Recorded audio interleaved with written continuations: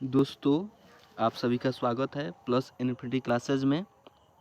यह जो आपके सामने दिख रहा है यह इग्नू पार्ट 3 का असाइनमेंट है BECE 146 जी। आप देख सकते हैं, ये मैं जूम कर देता हूँ इसको।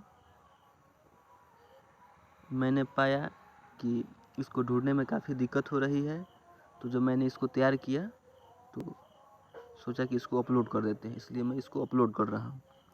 मुझे उम्मीद है यह आपके लिए मददगार होगा। जी देखिए, प्रश्न है राजकोषीय नीति के विभिन्न उपस्करों की व्याख्या करें। यहाँ से आंसर दिया गया है, आप इसको लिख सकते हैं।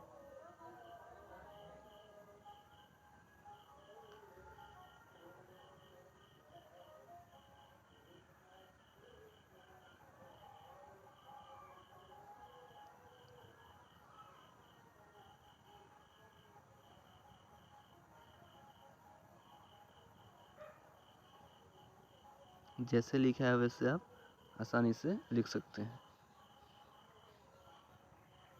भारत में केंद्र एवं राज्य सरकारों का संयुक्त कर GDP अनुपात वर्ष 1950-51 में 6% से बढ़कर वर्ष 2015 से 16 में 17.2% हो गया। इस तरह से आप इसको आसानी से लिख सकते हैं। वीडियो को रोक रोक कर आप इसे लिख लेंगे।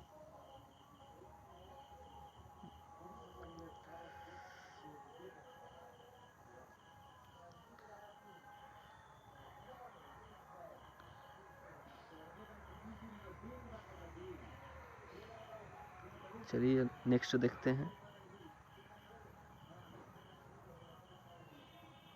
नेक्स्ट पेज पर आते हैं, ये है नेक्स्ट पेज।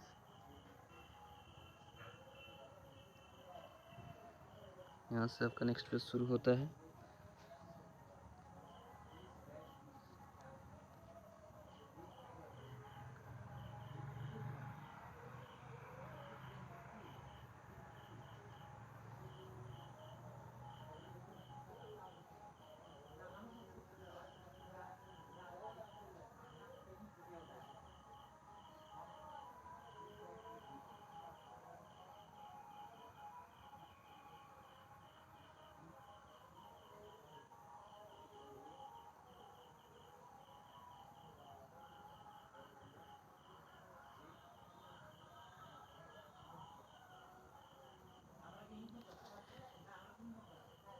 चलिए अब नेक्स्ट पेज की तरफ चलते हैं।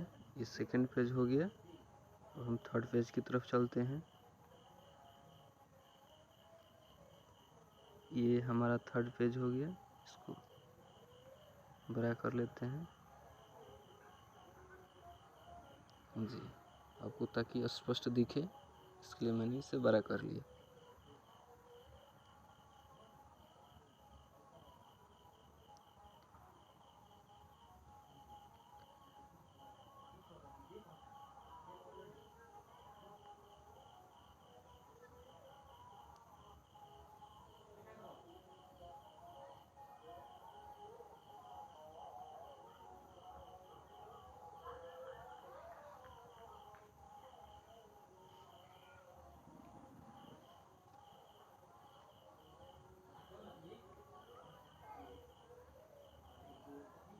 ये हो गया इसका भी अंत।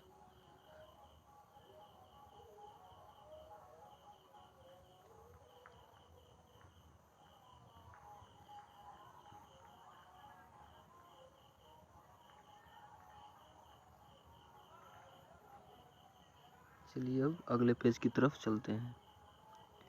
हमारा नेक्स्ट पेज ये है। 3 में ऋण है, ऋण के बारे में दिया गया है यहाँ।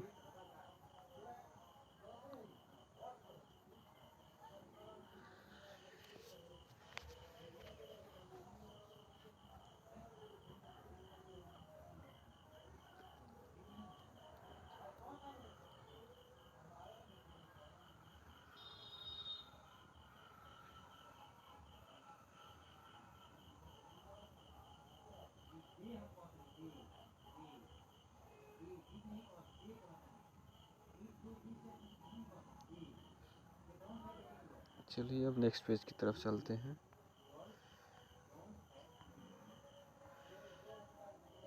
फिर अगले पेज में नेक्स्ट प्रश्न आता है, क्वेश्चन नंबर 2। भारत में संगठित एवं असंगठित क्षेत्रों के श्रमिकों के लिए उपलब्ध सामाजिक सुरक्षा उपायों की रूपरेखा बताएं। हम इसको बड़ा कर लेते हैं। अब इसको वीडियो पॉज करके आप इसे लिख सकते हैं।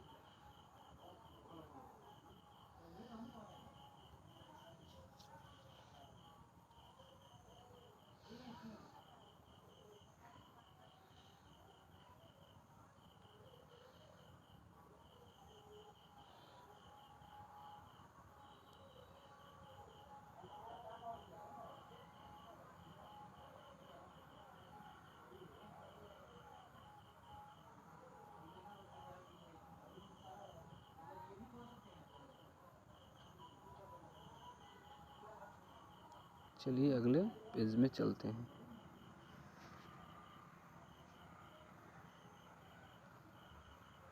ये है अगला पेज, क्वेश्चन नंबर 2 का अगला पेज।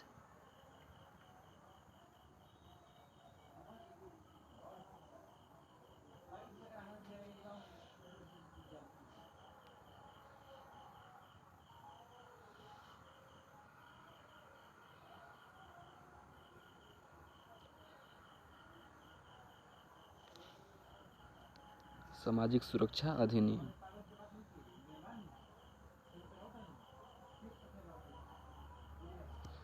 संगठित क्षेत्र।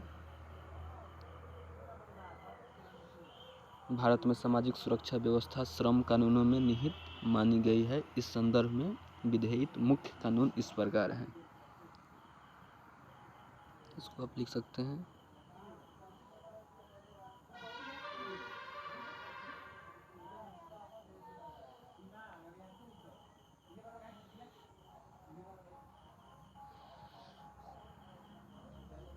चलिए अगले प्रश्न की तरफ चलते हैं। अगले पेज में हमारा अगला पेज ये है।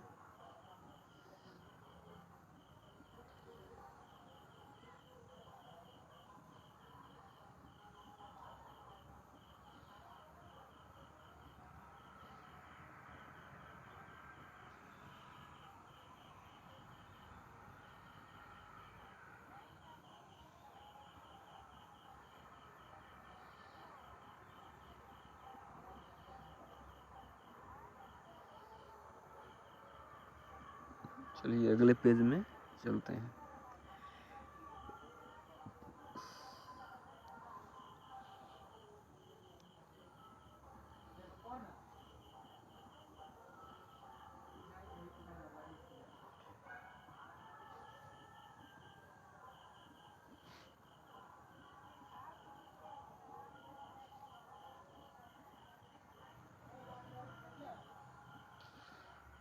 ये हमारा दूसरा प्रश्न समाप्त होता है।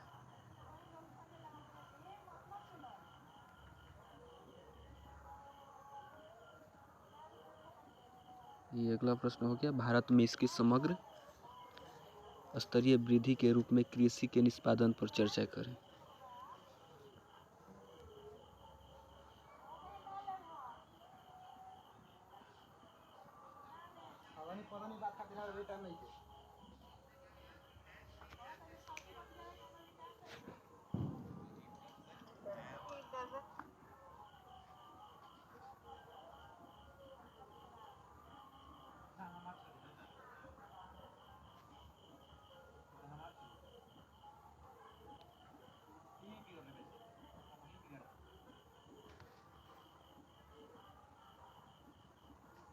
अगला पेज।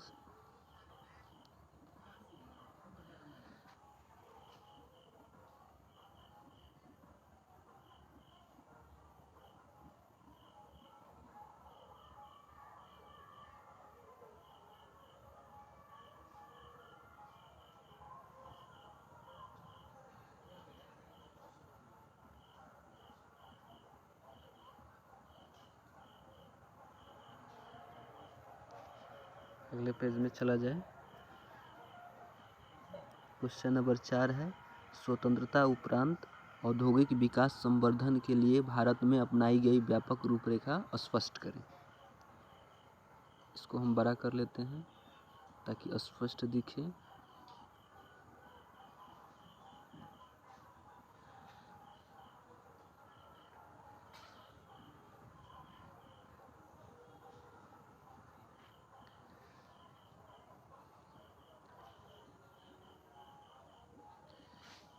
चलिए अगले पेज पर चलते हैं। अगला पेज हमारा ये है।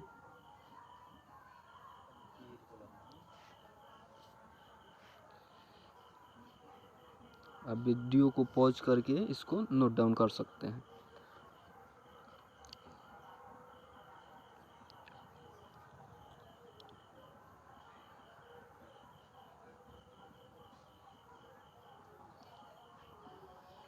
यहाँ हमारा यह पेज समाप्त होता है। चलिए अगले पेज में। क्वेश्चन नंबर 5, भारत में एसएसआई क्षेत्र को बढ़ावा देने के लिए एमएसएमईडी अधिनियम 2006 में किए गए परिवर्तनों की रूपरेखा बताएं। प्रश्न हो गया, यहाँ से हमारा आंसर है। चलिए इसको ऊपर करते हैं।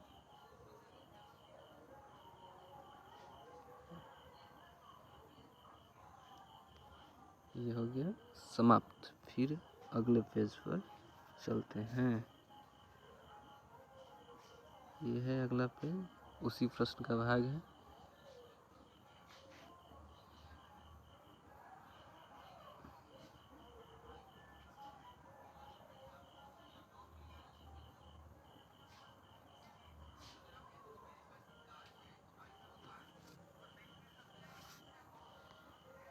चलिए अगले पेज पर चलते हैं।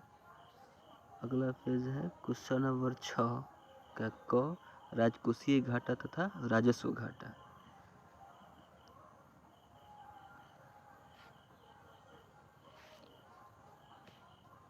राजकोषीय घाटा, यहाँ से आप राजकोषीय घाटा के बारे में लिख सकते हैं।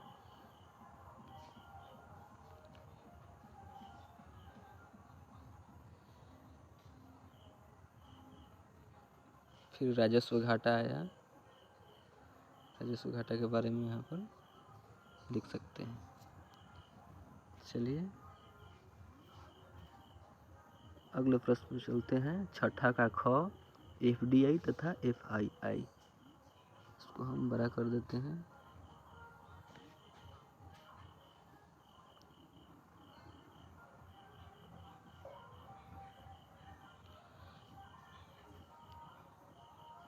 यहाँ से आप लिख सकते हैं। नीचे यहाँ पर एफआईआई संस्थागत विदेशी निवेश नीति है।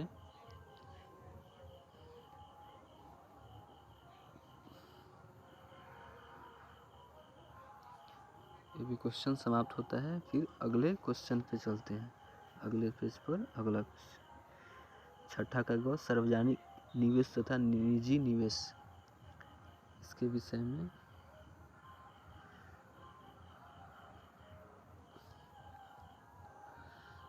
उम्मीद है यह आपको स्पष्ट रूप से दिख रहा होगा।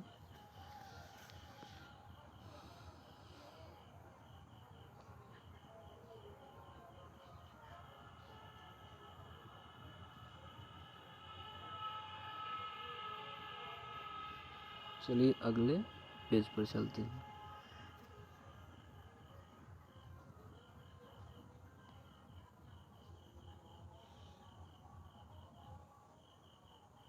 अनौपचारिक सेवा क्षेत्र, इसके बारे में है। यहाँ पर वीडियो पॉज करके आप इसको लिख सकते हैं।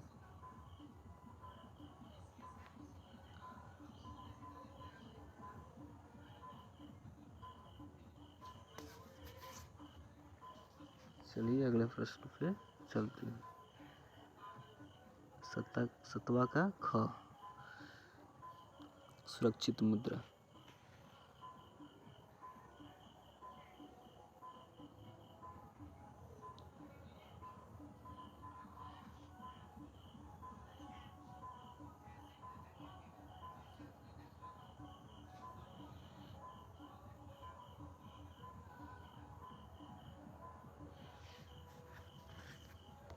चलिए अगले पेज पर।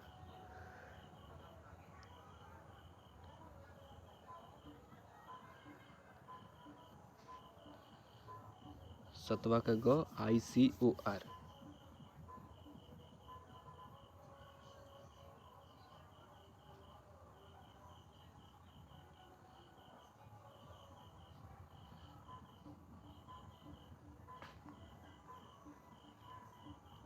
हो गया।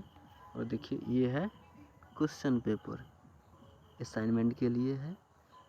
BEC 146 इग्नू पार्ट 3 का ये जो असाइनमेंट के लिए क्वेश्चन दिया गया है, ये आप यहाँ पर देख सकते हैं।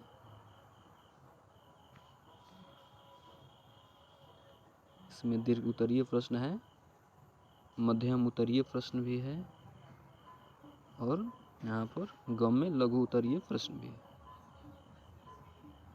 तो ये आपका क्वेश्चन पेपर हो गया असाइनमेंट के लिए।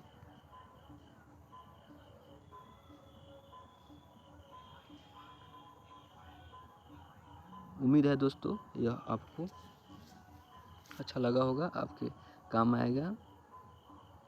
अगर अच्छा लगा होगा तो वीडियो को लाइक करें और इस चैनल को सब्सक्राइब करें। अगर यह आपके लिए थोड़ा भी मददगार साबित हुआ तो आप ज़रूर इस चैनल को सब्सक्राइब करें और वीडियो को ज़रूर लाइक करें। धन्यवाद।